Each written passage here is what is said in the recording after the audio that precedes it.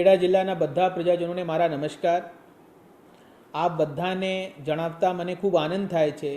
ખેડા જિલ્લાના વહીવટીતંત્ર અને પોલીસ તંત્ર બધા વૈષ્ણવોને આવકારવા માટે તૈયાર છે અને આ વખતે ફાગણી પૂનમ જે 3 તારીખે છે, 3 માર્ચ, આ પૂનમના દિવસે જે ડાકોર મંદિર છે એ 2 વાગ્યા સુધી ખુલ્લા રહેવાના છે।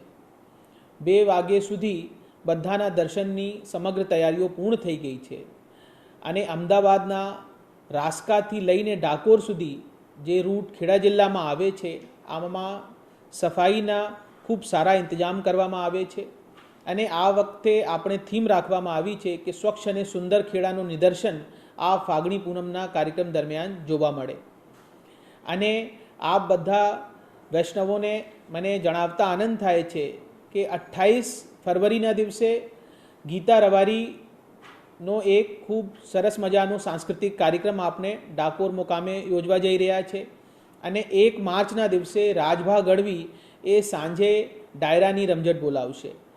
તો આ બધાને હું ખેડા જિલ્લામાં આવવા માટે આમંત્રણ આપું છું અને ડાકોર મેં આપણે બધા આનંદથી રણછોડરાયજીનું દર્શન કરીશું એવી હું આશા રાખું છું। ધન્યવાદ।